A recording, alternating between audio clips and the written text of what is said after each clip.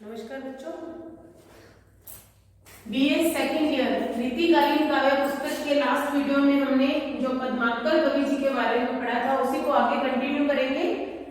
तो जैसे कि मैंने आपको बताया, पद्माकर जी रीतिकाल की रीतिबद्ध काव्य धारा के अंतिम चरण के सर्वाधिक प्रसिद्ध कवियों में से एक रही हैं। इन्हें कविराज शिरोमणि की उपाधि से भी नवाजा गया था। किसने नवाजा था?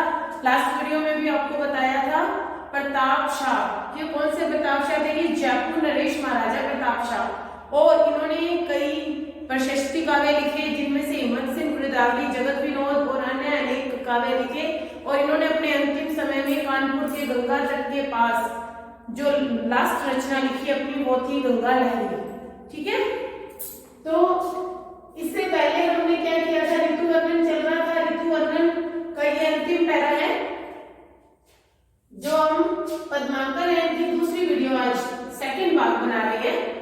आज बरसाने लबेली अलबेली बधू, मोहन बिलोकी बे को लाज काज लवे रही, छज्जा छज्जा झांकती जरोखनी जरोखनी हवे, चित्र सारी चंद सम वै रही, कहे पद्माकर त्यो निक सो गोविंद ताही, जहां तहां एक टक ताकी घरी द्वह रही, छज्जा वारी छकी सी उझक्की सी जरोखा वारी, चित्र कैसी लिखी चित्र सारी रहे हवे रही।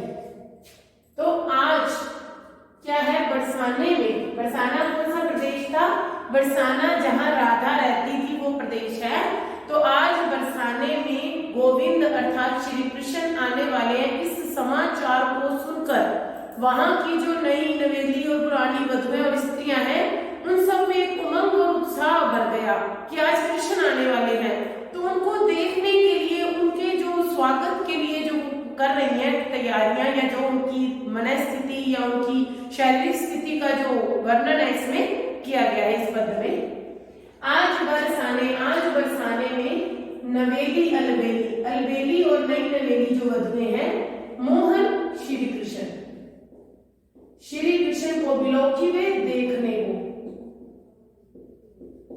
लाज लज्जा, काज घर के सारे कार्य। ठीक है, छज्जा छज्जे जरोखे, चित्र सारी चित्रशालाएं,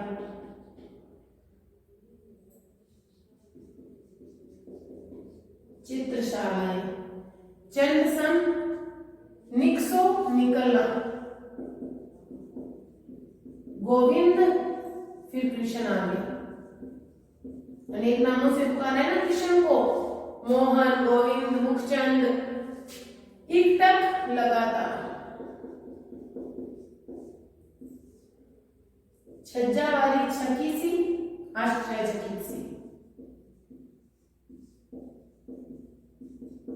उजकी उछल कर देखना, चित्र सारी वही चित्रशाला। फिर से सुनेंगे। आज बरसाने में जब कृष्ण के आने की सूचना समाचार प्राप्त हुआ, तो वहां की नई नवेली अलबेली जो दुल्हने वधुएं थी, वो कृष्ण को देखने के लिए उन्होंने समस्त लज्जा और घर के कार्यों को क्या कर दिया? त्याग दिया। उनके पास ना तो लज्जा रही, ना कोई कार्य रहा। छज्जा झांकती हुई छज्जों पर खड़े होकर कृष्ण को झांक रही है, देखने की कोशिश कर रही है, और जरोखों से कृष्ण को देखने का प्रयास कर रही है। और कुछ ऐसी खड़ी हैं सभी स्त्रियां सुंदर सुंदर वस्त्र आभूषण धारण करके, कि वो ऐसे लगता है कि पूरा बरसाना आज चित्रशाला के समान हो गया। क्यों? क्योंकि उन्होंने चंद्रमा के समान श्री कृष्ण को वहां देख लिया। पद्माकर कवि कहते हैं, ऐसे समय में जब वहां से गोविंद श्री कृष्ण निकले, तब वहां जो भी स्त्रियां खड़ी थी छज्जों पर और जरोखों के पास, वे सब एक तक लगातार कृष्ण को देखने लगी, और उनके पास और भी कार्य बाकी कोई भी नहीं रहा। वे एक तक एकचित हो गई। और छज्जे पर से कुछ लोग छज्जे पर से देख रही थी और आश्चर्यचकित हो रही थी, कुछ उछल कर जरोखों से देख रही थी, और कुछ चित्रशालाओं में पड़े चित्रों के समान चित्र लिखित सी हो गई, अर्थात ना हिल पा रही थी ना डुल पा रही थी। कृष्ण के रूप सौंदर्य को देखकर इतनी विमुग्ध हो गई कि वो क्या हो गई? स्थिर हो गई। ना वो हिल पा रही थी ना डुल पा रही थी, वो केवल एक जगह पर स्थिर हो गई। कि आज जब बरसाने में श्री कृष्ण के आने की सूचना मिली, तो नई नवेली अलबेली दुल्हन और वधुएं उन्हें देखने के लिए, मोहन को देखने के लिए उन्होंने समस्त प्रकार की लाज को और घर के सारे कार्यों के उनके पास कुछ भी नहीं रहा। छज्जों पर वे उसे झांकती हुई कृष्ण को देखने के लिए और झरोखों से कृष्ण को देखने के लिए वो खड़ी हो गई। और आज बरसाने में समस्त जगह पर जो स्त्रियां वधुएं वस्त्र और आभूषण धारण कर इतनी सुंदर लग रही थी चंद्रमा के समान कि वो ऐसे लग रही थी जैसे कोई चित्रशाला बन गई हो। पद्माकर कवि कहते हैं उसी समय जब वहां से श्री कृष्ण निकले तो वे जो जहां थी वहीं खड़ी रह गई और एकटक कृष्ण को देखती रह गई। और छज्जे पर खड़ी स्त्री आश्चर्यचकित रह गई और जो झरोखों पर खड़ी थी वो उछल उछल कर कृष्ण को देखते हुए न्यौछावर हो रही थी। इस प्रकार कुछ स्त्रियां ऐसी लग रही थी जैसे चित्रशाला के समान चित्र लिखित हो गई और एकटक वहीं स्थित हो गई, ना वो हिल पा रही थी ना डुल पा रही थी। ठीक है, नेक्स्ट करेंगे रस निरूपण, जिसमें रस का प्रयोग किया गया। ऐसी न देखी सुनी सजनी घनी, बाढ़त जात वियोग की बाधा, त्यों पद्माकर मोहन को तब ते कल है न कहूं कल आधा, लाल गुलाल गलाहल में दृढ़ ठोकर दे गई रूप अगाधा, कह गई कह चेटक सी मन, कह गई चेटक सी मन, ले गई राधा। तो इसमें हमेशा हमने अधिकतर किसका वर्णन किया हुआ है कि नायिका के वियोग का वर्णन हमने किया है। अधिकतर सभी पद्यों में सभी कवियों ने नायिका के वियोग और विरह का वर्णन किया है, लेकिन इसके ठीक विपरीत इस पद में श्री कृष्ण के वियोग का वर्णन किया गया है। कि अब तक हमने देखा कि हमेशा क्या होता है, नायिका विरह से व्यथित होती है, नायिका वियोग में व्यथित होती है, रोती है, तड़पती है, परेशान होती है, उसको चातक की जो ध्वनि है वो कर्कश लगती है, उसको जो काले काले बादलों की घटाएं हैं वो पीड़ा पहुंचाती हैं, लेकिन किसको, नायिका को। लेकिन इस पद्य में पद्माकर जी ने नायक अर्थात ठीक अपोजिट नायक अर्थात श्री कृष्ण के वियोग का वर्णन किया है, क्योंकि राधा चली गई है और अब कृष्ण उनके वियोग में पागल हो गई है, उसका वर्णन किया गया है। ऐसी न देखी सुनी सजनी, एक सखी अपनी दूसरी सखी से कह रही है कि ये सजनी, मैंने ऐसी बात न तो कभी देखी है और न ही कभी सुनी है कि किसी के स्वामी बाढ़त जात वियोग की बाधा, कि उसके बिना उसके वियोग की बाधा बढ़ती जा रही हो। ऐसा कभी नहीं सुना कि किसी के स्वामी के बिना, कि जो श्री कृष्ण उनसे अनुराग करते थे इस राधा से, उसके बिना उनकी क्या हो रही थी, वियोग की बाधा बढ़ रही थी, या उनकी जो दशा थी वो निरंतर घनी से बढ़ जा रही थी, बढ़ती जा रही थी। त्यों पद्माकर मोहन को तब ते कल है न कहूं कल आधा। ठीक पद्माकर कवि कहते हैं इसी तरह कृष्ण को जब से उन्होंने राधा को देखा है तब से उन्हें न तो कोई चैन है, कल का मतलब क्या होता है चैन, और न ही एक पल के लिए उनको आराम है, मतलब उन्हें आधा आराम भी नहीं प्राप्त हो रहा। लाल गुलाल गलाहल में दृढ़ ठोकर, जिस प्रकार लाल गुलाल का ढेर पड़ा हो और उसके अंदर कोई ठोकर मार दे तो वो चारों तरफ गुलाल ही गुलाल हो जाता है, ठीक उसी तरह कृष्ण के प्रेम रूपी गुलाल में राधा ने नेत्र रूपी ठोकर मार दी है, जिससे अब कृष्ण के सर्वांग मतलब संपूर्ण अंग उस प्रेम की गुलाल में डूब चुके हैं, भर चुके हैं, लाल हो चुके हैं। फिर से ध्यान से देखिए, रूपक अलंकार का बहुत सुंदर प्रयोग किया है इसमें कवि ने कि कृष्ण के प्रेम की गुलाल में जो राधा ने नेत्र रूपी पैरों से ठोकर मारी है, उससे श्री कृष्ण के सर्वांग मतलब संपूर्ण अंग गुलाल से लाल हो गए हैं। कह गई चेटक सी मन, ले गई राधा। इस प्रकार राधा क्या चली गई, जादू करके वश में करके, जादू के द्वारा वश में करके श्री कृष्ण को के मन को अपने साथ राधा ले गई। फिर से सुनेंगे कि एक सखी दूसरी सखी को कह रही है, कृष्ण के वियोग का वर्णन है कि मैंने ऐसी दशा न तो कभी देखी है और न ही सुनी है कि किसी धनी अर्थात स्वामी, उसके प्रियतम का, उसके स्त्री अर्थात प्रेमिका के बिना इतनी वियोग की जो बाधा बढ़ जाए। पद्माकर कवि कहते हैं श्री कृष्ण को तब से चैन नहीं है जब से कृष्ण ने राधा को देख लिया और राधा उन्हें छोड़कर चली गई है, उन्हें एक पल का भी आराम नहीं है। श्री कृष्ण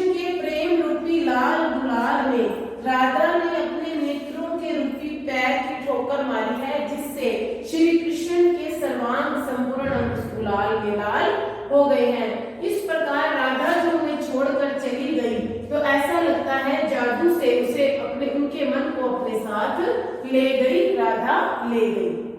नेक्स्ट करेंगे। एहो नंदलाल ऐसी व्याकुल परी है बाल, हाल ही चलो तो जोरी जुड़ जाएगी। कहे पद माकर नहीं तो ये झकोरे लगे, ओरे लो अचाक बिन घोरे भूल जाएगी। सिरे उपचारण घनेरे घन सार को, देखते ही देखो दाम नीलो दूरी जाएगी। तो ही लग चैन जो लो चेती है न चंद्रमुखी, जीतेगी कहूँ तो चांदनी में जुड़ी चुरी जाएगी। इसके अंदर क्या कहा गया? राधा की मनस्थिति का वर्णन किया गया है। राधा कृष्ण के वियोग में इतनी बुरी तरह उसकी दशा हो गई है, उसका अतिशक्तिपूर्ण वर्णन, उसके विरह का बहुत ही दयनीय वर्णन किया है, ऐसा कि कृष्ण के बिना राधा मर जाएगी, ऐसा वर्णन उसमें किया गया है कि एहो नंदलाल, राधा की सखी कृष्ण। नंदलाल कौन है यहाँ पर? कृष्ण। व्याकुल, व्याकुल है, बाल राधा, जोरी जोड़ी, चुर जुड़ जाएगी।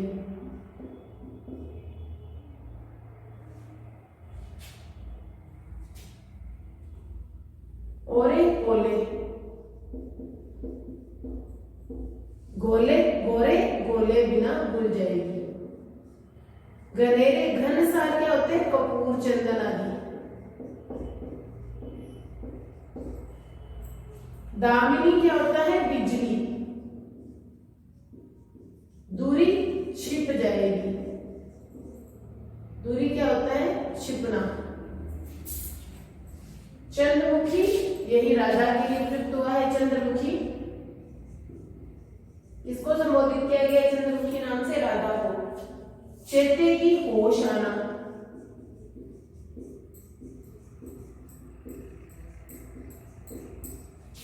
चुरी चुरा ली जाएगी। ठीक है, अब हम ध्यान से इसको करेंगे कि राधा की सखी कृष्ण को राधा की जो वास्तविक स्थिति है उसका आभास करवा रही है, ज्ञान करवा रही है कि हे नंदलाल, हे कृष्ण, जो राधा है वो इतनी व्याकुल होकर पड़ी है कि मैं आपको उसका वर्णन नहीं कर सकती। हाल ही, शीघ्र ही अगर तुम उसके पास चले गए तो तुम दोनों की जोड़ी जुड़ जाएगी। ध्यान से सुने। हे नंदलाल कृष्ण, राधा की सखी कृष्ण से कह रही है कि हे नंदलाल कृष्ण, राधा की इतनी व्याकुल स्थिति है कि वो क्या है? विरह में व्याकुल होकर पड़ी है। अगर तुम शीघ्र ही, हाल ही, शीघ्र ही चले जाओगे तो आप दोनों की जोड़ी जुड़ जाएगी। कहे पद्माकर, पद्माकर कवि कहते हैं नहीं तो, यदि आप शीघ्र नहीं गए तो विरह के झकोरों से, विरह की अग्नि के झोंकों से वो ओले के समान बिना बोले ही भूल जाएगी। समझ आई कि हे नंदलाल कृष्ण, राधा की व्याकुलता इतनी अधिक हो चुकी है कि अगर आप शीघ्र ही वहां पर चले गए तो आपकी जोड़ी जुड़ जाएगी। पद्माकर कवि कहते हैं नहीं तो विरह के झकोरे रूपी, झकोरे मीन्स विरह की जो अग्नि के झोंके हैं उससे वह ओले की तरह बिना बोले ही घुल जाएगी। सीरे उपचारण, यदि आप ये सोच रहे हैं कि उसे कुछ ठंडे उपचार किए जाएं, तो हमने उसे कपूर चंदन आदि अनेक उपचार करने का प्रयास किया। उन सब ठंडे उपचारों को देखते ही वह बिजली की तरह छिप जाती है, अर्थात वह अपने ठंडे उपचार नहीं करवाती। तो ही लग चैन, उसको तब तक ही चैन है जब तक कि वो चेती हुई नहीं है, अर्थात वो होश में नहीं है। राधा को, चंद्रमुखी राधा को तब तक ही चैन है जब तक कि वो होश में नहीं है। चेते की कहूं, और यदि कहीं वो होश में आ गई तो वो चांदनी से चुरा ली जाएगी, अर्थात उसे उसकी मृत्यु हो जाएगी। यदि उसने होश में आते ही आपको नहीं देखा तो वह चांदनी के द्वारा चुरा ली जाएगी, अर्थात उसकी मृत्यु हो जाएगी। फिर से देखें, हे नंदलाल कृष्ण, राधा इतनी व्याकुल स्थिति में है कि अगर आप शीघ्र ही उसके पास चलोगे तो आपकी जोड़ी जुड़ जाएगी, आपका प्रेम मिलन हो जाएगा। पद्माकर कवि कहते हैं नहीं तो विरह की हवा के जो झोंके हैं उसकी जो अग्नि है उससे वह ओले के समान, उपमा अलंकार भी है, उदाहरण भी है, दृष्टांत भी है, ओले के समान बिना बोले ही घुल जाएगी।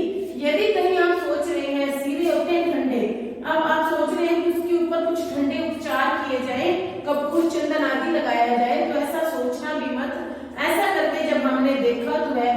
उसको देखते ही इन ठंडे उपचारों को बिजली की तरह छुप जाएगी। उसे केवल उस समय तक चैन है जब तक चंद्रमुखी होश में नहीं है, अर्थात वो राधा होश में नहीं है। लेकिन यदि वो होश में आई और आप उसके सामने नहीं आए तो वह चांदनी से चुरा ली जाएगी, अर्थात उसकी मृत्यु हो जाएगी। ठीक है। तीर पर तरनी तनुजा के तमाल करे, तीज की तैयारी तकी आई तकी यान में, कहे पद्माकर सो उमंगी उमंग भरी, उमंग उठी मेहंदी सुरंग की तरंग तकी यान में, प्रेम रंग गोरी गोरी नवल किशोरी ताहा झूलत हिडोरे सो सुहाई सखी यान में, काम झूले उर में उरोजन में दाम झूले, शाम झूले प्यारी की अनियारी अखी यान में। तो इसके अंतर्गत जो फुटकर पद है, इसके अंतर्गत जो राधा है उसके उस समय का वर्णन किया गया है कि जब राधा की सखियां तीज की तैयारी कर रही हैं, तो छोटे छोटे उपवनों में जब तीज की तैयारी चल रही है तो उस समय का इसके अंतर्गत वर्णन किया गया है।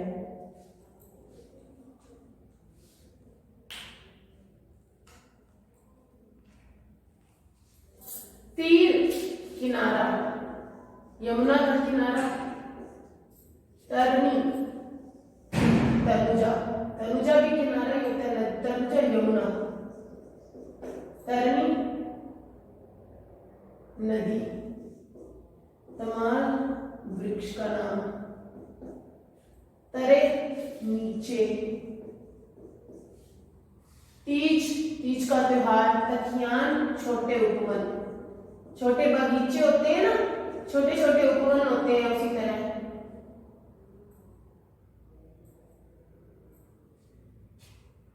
उर हृदय, उरोजन उरोज जिसको हम स्तन भी कह सकते हैं, दाम माला। ठीक है।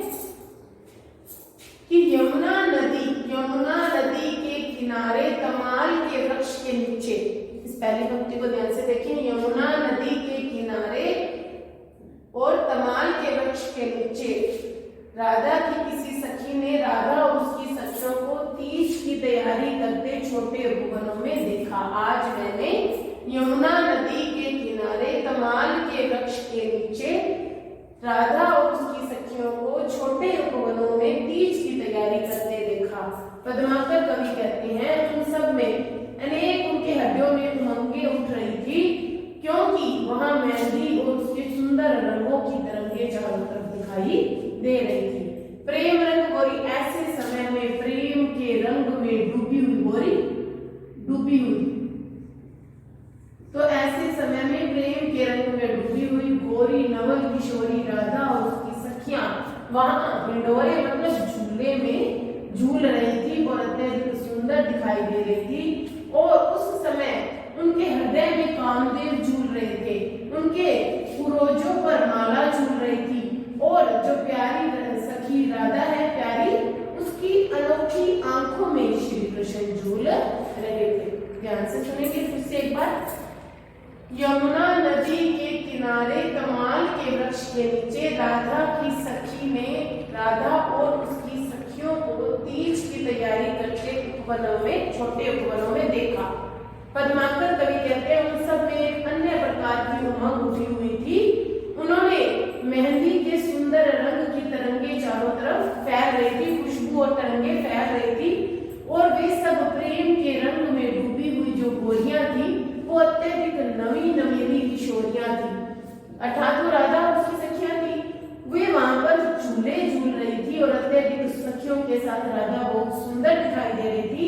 राधा के हृदय में कामदेव झूल रहे थे, उनके उरोजों में माला झूल रही थी, और राधा अर्थात प्यारी को मैं यहाँ राधा की अनोखी आंखों में श्री कृष्ण झूल रहे थे। तो आज का लेक्चर इतना ही। Thank you.